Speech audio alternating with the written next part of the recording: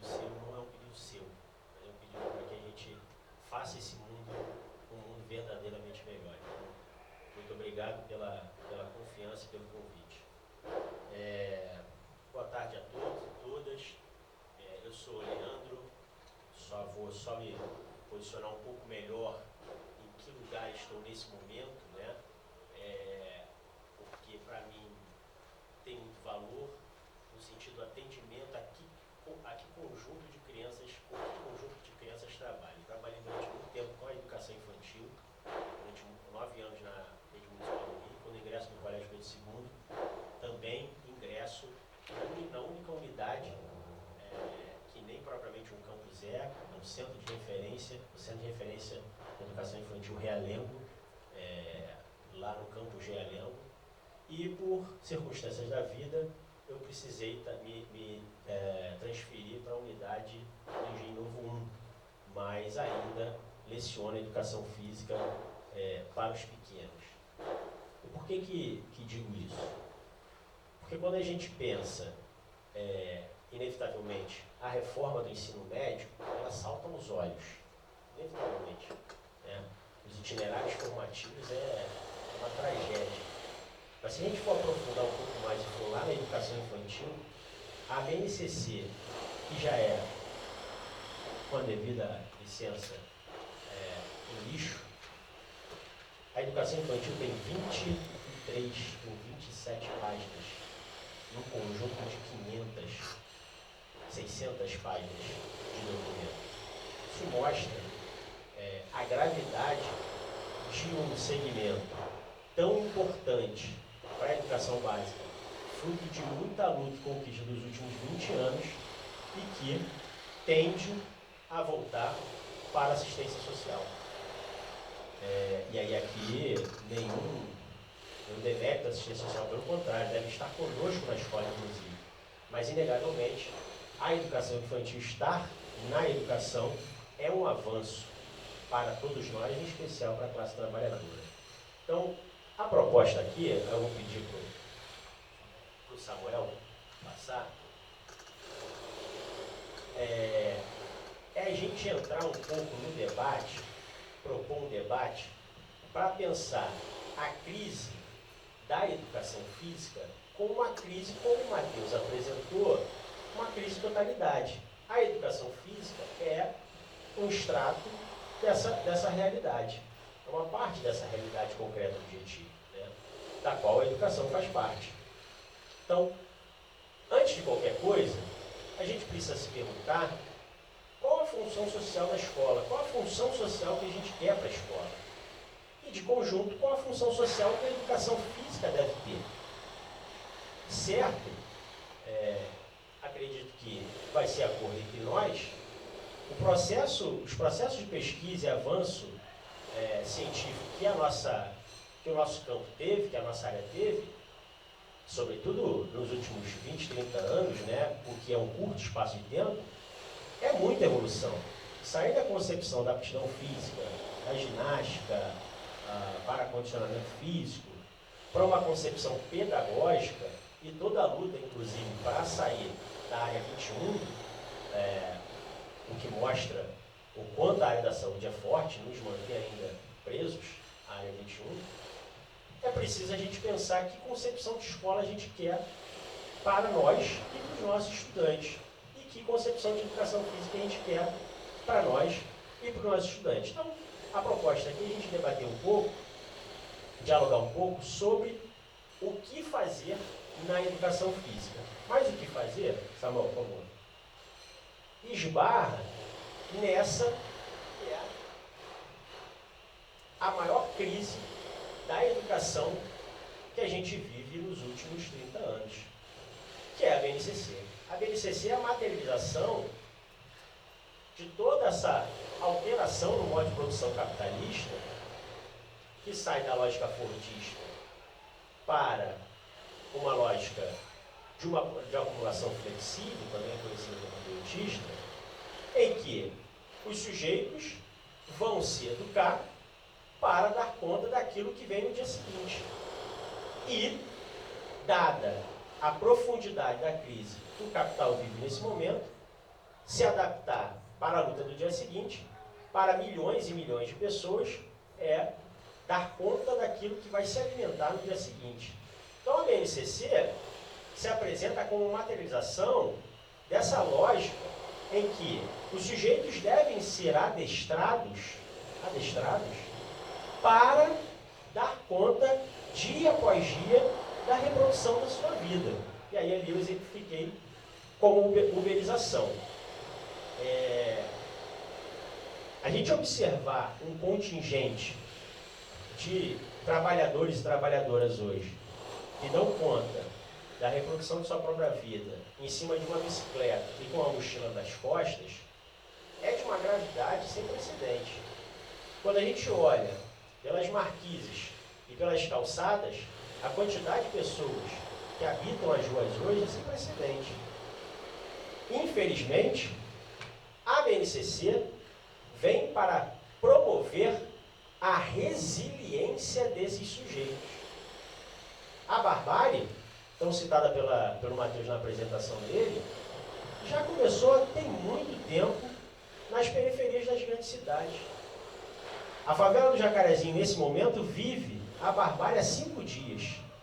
Viveu barbárie outras tantas vezes num passado muito recente, vitimando 27 moradores daquela comunidade. E outras tantas.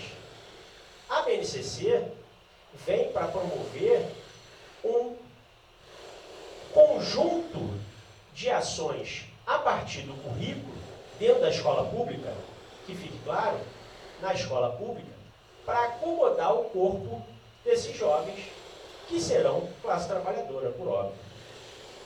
E aí, como é que ela se materializa? Um currículo e uma proposta absolutamente vazia de conhecimentos científicos, artísticos, culturais. E aí, como exemplo, trago aqui o corpo, gesto, movimento, que é o campo de experiência da educação infantil. Um dos 5 campos de experiência da educação infantil, da qual a educação física, nesse momento, está lá, em tese, como protagonista. É um conceito que diz tudo e não diz nada. Qualquer um pode trabalhar o corpo, os gestos e os movimentos. O recreador de uma festa infantil trabalha o corpo, o gesto e o movimento. E o que distingue o trabalhador da festa infantil, o recreador da festa infantil, de um professor? O conhecimento científico. Para isso estamos aqui. E ele precisa ser valorizado. A BNCC vem colocar num plano homogêneo aquilo que se faz na rua, na praça, na família, na igreja, tentando promover dentro da escola essa superficialidade que não é papel da escola. É papel da escola promover os conhecimentos acumulados ao longo da história, pela humanidade, os mais elaborados, inclusive, a gente vai chegar lá como contraponto à BNCC, com uma proposta de contraponto à BNCC. Então, a BNCC, para citar alguns elementos dela, ela nega o ensino, a centralidade na aprendizagem, ou seja, relativizando a presença do professor, relativizando o dirigir de um processo de ensino, de um processo de aprendizagem, na qual, dialeticamente, a gente precisa conceber ensino e aprendizagem. A subordinação do professor como processo, no processo de descoberta da criança, então o professor é um mediador, longe da concepção de mediação proposta pelo Vygotsky, por exemplo, mas é um mediador. O que é o mediador? Ficar acompanhando a criança para ver se talvez ela não vá se machucar, se ela não vai brincar, e ela explorando o espaço, os objetos e os outros, à maneira dela. Discordamos disso. Discordamos. Acreditamos que é possível e devemos dirigir com tudo o que a psicologia histórico-infantil, a histórico-crítica, por exemplo, nos apresenta, da estimulação desde o berçário. Infelizmente, as redes, pelo menos do Rio ainda, não tem no berçário, né? A gente começa na rede do Rio, não sei, Niterói, por exemplo, mas na rede do Rio começa na pré-escola, com 4 anos. Ela apresenta, a BNCC apresenta projeto de vida, estudo dirigido, eletivas, itinerário formativo. O que é isso? a gente pode fazer uma série de leituras para esses novos conceitos curriculares. Um deles é equacionar um problema histórico das redes, que é a falta de professor. Esse é um elemento. Então, a falta de professor nas redes públicas é tão gritante que uma das tarefas da BNCC é, inclusive, promover essa equação. Promover como? Com um projeto privatista, colocando SEBRAE, SENAC e todos os outros sistemas S e todos os outros, né? Fundação Lehman e seus comparsas dentro da escola pública. Não apenas para ditar o ritmo do trabalho pedagógico, mas também para meter a mão nos cofres públicos, nos fundos públicos. O Plano Nacional do Livro Didático é uma experiência concreta da qual a Fundação Lehman tem dominado.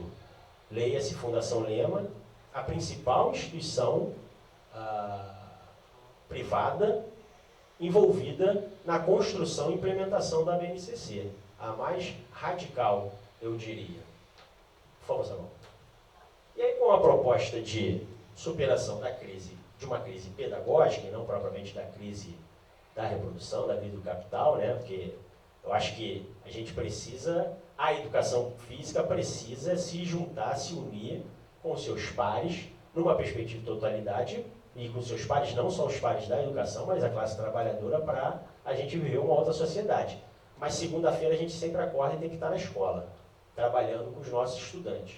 E a pedagogia histórico-crítica, a meu ver, ela propõe uma possibilidade de superação do que a BNCC apresenta. Então, alguns elementos importantes apresentados pelo professor Demerval Saviani, né, materializado na pedagogia histórico-crítica, é a importância de valorizar os conhecimentos científicos historicamente acumulados pela humanidade. Não apenas científicos, culturais, artísticos, dos quais nós estamos. E é um debate importante para a gente fazer.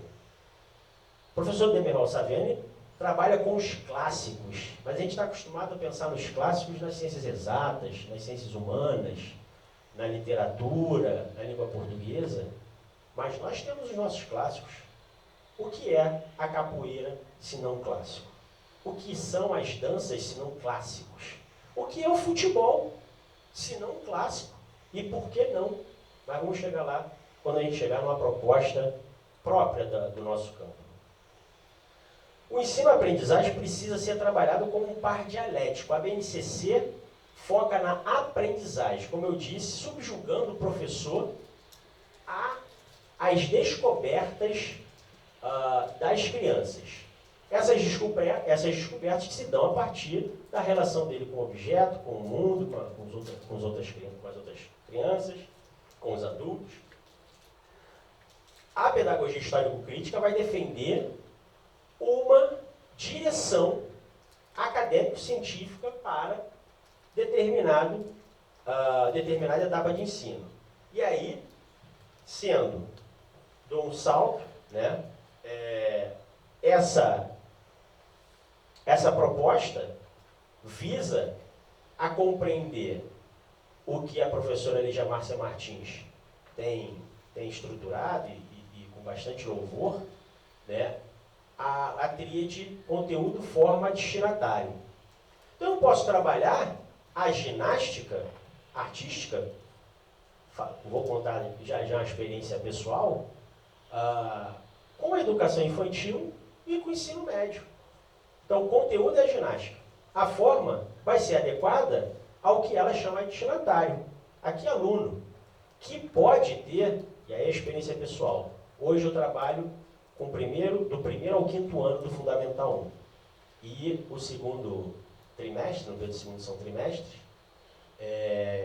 escolhi ginástica para trabalhar. E construí um planejamento que prevê-se já um patamar de trabalho com o quinto ano diferente do primeiro ano. Mesmo reconhecendo que a gente veio 2 anos de pandemia. E quando me deparei, o trabalho, obviamente, com determinados ajustes, precisou seguir no mesmo tempo no quinto ano e no primeiro ano, dada a falta de experiência com as práticas corporais da ginástica artística que o quinto ano não havia tido. E que, e isso é importante, o conhecimento, na BNCC, ele se torna propriedade... Na BNCC não, no capital. A BNCC só aprofunda isso. Se torna propriedade privada. E é nítido, quando você vê uma criança que tem, no caso específico da ginástica, acesso a uma escola de ginástica artística, o que ela é capaz de produzir. E por que que os nossos estudantes na escola não têm o direito de viver também o que a ginástica oferece? E aí estou trabalhando a ginástica tão somente como exemplo, que é o que eu estou vivendo nesse momento, mas poderia trabalhar, falar das danças, dos esportes, enfim. Para o professor Demerval Samiani, para a Pedagogia Histórico-Crítica, a escola democrática, ela não segue essa concepção mais liberal, porque é importante a gente dizer que enquanto o conhecimento para a sociedade burguesa valeu para a sua revolução, o conhecimento racional está bom. Mas a sociedade burguesa hoje é poder, está sentada no trono, agora o conhecimento não interessa. E o que interessa? Fazer as pessoas não conhecerem, inclusive, os processos traumáticos que essa revolução apresentou. Isso não pode acontecer de maneira nenhuma. Processos traumáticos agora não podem acontecer. Então a BNCC esvazia o currículo, a Pedagogia Histórico-Crítica, ela apresenta o currículo como a possibilidade de socialização dos conhecimentos historicamente acumulados pela humanidade. Conhecimentos científicos, artísticos, culturais. E importante a gente frisar uma falsa dicotomia que é taxada por muitos críticos da pedagogia histórico-crítica, e no nosso campo vamos entrar em breve, daqui a pouquinho, da abordagem crítica superadora, que os saberes dos estudantes não são reconhecidos. Isso é falso. Isso é falso. São dos saberes dos estudantes que nós devemos partir, inclusive, para aquilo que a gente se propõe. Contudo, diferente da pedagogia das competências, por exemplo, a gente não deve ficar naquilo que a criança traz, senão a escola não faz sentido. Senão a escola não faz sentido de ser enquanto instituição social. A escola tem como tarefa a evolução da humanidade. A educação tem como tarefa a evolução da humanidade a partir do trabalho. É o trabalho que vai transformar as nossas vidas. O trabalho, ontologicamente falando, é que transforma as nossas vidas. E a escola colabora para a evolução do trabalho. Então, quando a gente pensa que o conhecimento erudito, o conhecimento científico, deve ser a razão de existir da escola, em nenhum momento os conhecimentos dos estudantes estão sendo desvalorizados. Então, quando a criança chega fazendo uma dança, por exemplo, um funk, por que eu não posso apresentar para a criança o frevo, que é muito parecido com o passinho? O frevo, uma cultura nossa, extremamente popular, e que deve ser tratada como tradição, e que deve ser tratada como clássico. Pode ela não ser clássico num país continental como o Brasil, aqui no Sudeste e no Sul, mas o frevo da Bahia para cima é extremamente tradicional, extremamente clássico. E isso não significa que a gente negue o moderno quando a gente fala do clássico. Ao contrário, a gente se apropria das tecnologias. Nós somos contra as tecnologias? Não, eu não sou contra a tecnologia, por favor. Acho que a experiência do socialismo real nos mostrou que o socialismo é absolutamente a favor das tecnologias, mas não para a gente trabalhar mais, para a gente poder desfrutar da vida. Então, os meios, o processo produtivo, a evolução do processo produtivo não deve servir para a gente trabalhar mais, para gerar riqueza aos demais, a poucos. Ele deve servir para que a gente possa ter condições de usufruir melhor da nossa vida, fazer fluir melhor a nossa vida. Então, Samuel, por favor. Agora, mais objetivamente para nós, da educação física, porque, como eu disse, a gente sai da graduação e, para não falar amanhã, em janeiro, agora o calendário todo distorcido não, né? Mas no regular, em janeiro, em fevereiro, a gente está assumindo uma turma. Termina a graduação em dezembro e em fevereiro, se tudo der certo, obviamente, né? Está assumindo uma turma. E o que fazer? Eu não tenho dúvida que a abordagem crítica superadora continua sendo a proposta melhor elaborada para o campo da educação física, porque ela dialoga diretamente com a pedagogia histórico-crítica. Ou seja, ela não nega os conhecimentos que a cultura corporal produziu. Isso não significa que essa cultura vai ser reelaborada, vai ser evoluída. Então, quando a gente pensa os conteúdos da cultura corporal, a gente está pensando ele à luz da defesa da classe trabalhadora. Poder oportunizar para uma criança pobre dançar, jogar, se divertir, fruir na sua criatividade, sem dúvida, mas se apropriar daquilo que a humanidade construiu ao longo do tempo e não ficar restrito a um conjunto de ações e práticas que ela desenvolve na praça, que ela desenvolve na rua, com seus pares. Aquilo que ela desenvolve na rua com seus pares deve ser levado e tratado na escola de maneira científica, artística, para que ela compreenda aonde aquilo que ela faz na rua situa no mundo, na compreensão da totalidade. Então, o que a criança faz na praça, o jogo de futebol, por exemplo, precisa ser levado para dentro da escola e apresentado para ela de uma outra forma, de forma com que ela possa se aprimorar, se apropriar melhor dos códigos, para que o futebol, por exemplo, também não seja um monopólio daqueles que sabem jogar. E aí a gente está falando aqui de um clássico, o clássico daqueles que não sabem jogar. Quantos que ficam à margem da quadra, da sala, porque não sabem jogar? E se a gente não ensina essas crianças a jogar, e aí aqui um ensino não se propõe, eu passei, né, eu não falei, mas o automatismo, que é uma crítica que se faz, a pedagogia das competências faz, as pedagogias críticas, sem o automatismo a gente não tem liberdade.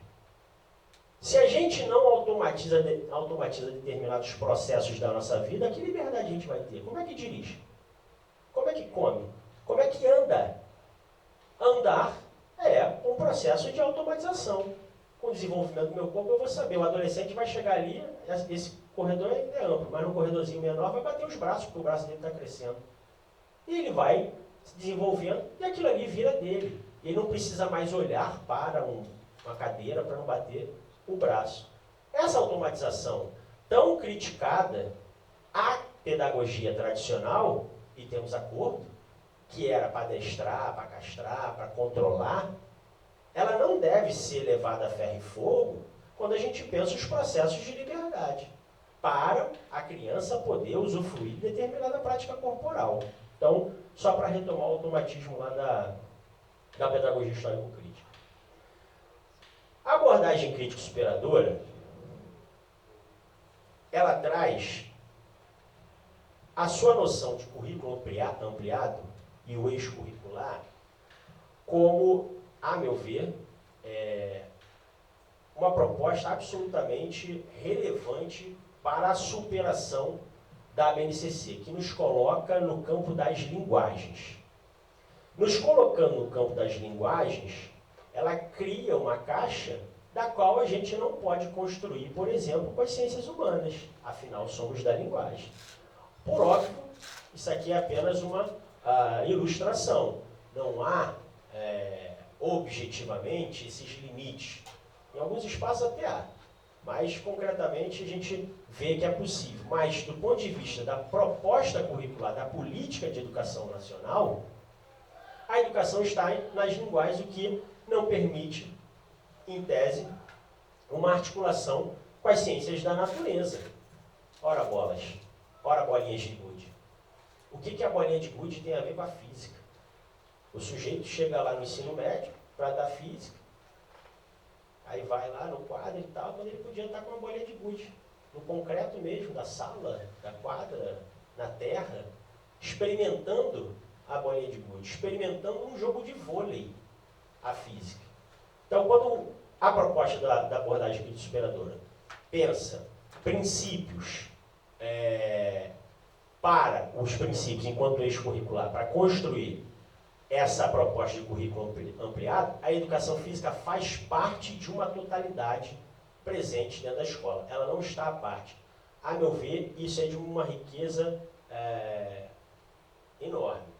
Mas é preciso a gente reconhecer os limites práticos, objetivos, concretos da nossa vida. Como diria a molecada do nosso corre, né? Então, você trabalhar em 2 escolas, 3 escolas, particularmente já tive 48 tempos de regência. Como é que você reproduz essa aula? Como é que você dá aula, né? É muito complicado. Mas a gente não pode perder esse horizonte. A gente não pode perder o horizonte